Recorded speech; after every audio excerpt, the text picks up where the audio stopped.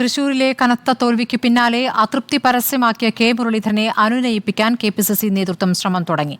അധ്യക്ഷൻ കെ സുധാകരൻ കോഴിക്കോട്ടെ വീട്ടിലെത്തി ഉച്ചയ്ക്ക് ശേഷം മുരളിയെ കാണുന്നുണ്ട്. തൃശൂർ ഡിസിസിക്കെതിരെ അച്ചടക്ക നടപടിക്കാണ് സാധ്യത.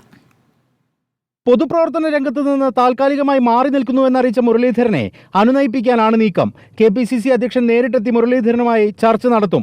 ഉപതെരഞ്ഞെടുപ്പ് സാധ്യതയുള്ള വയനാട് സീറ്റാണ് ഫോർമുലയെങ്കിലും കെപിസിസി അധ്യക്ഷ സ്ഥാനമാണ് മുരളീധരൻ ലക്ഷ്യമിടുന്നത്. തൃശൂരിലെ കനത്ത തിരിച്ചടിക്ക് പിന്നാലെയാണ് മുരളീധരൻ നിലപാട് കടുപ്പിച്ചത്.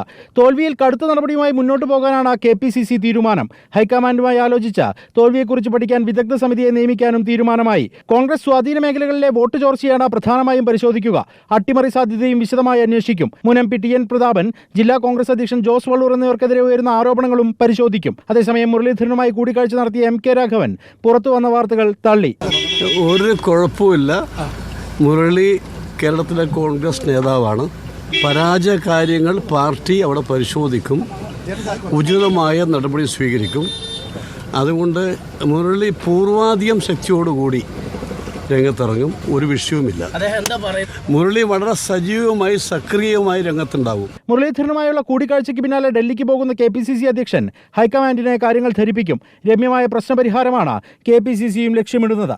റിപ്പോർട്ടർ, കോഴിക്കോട്.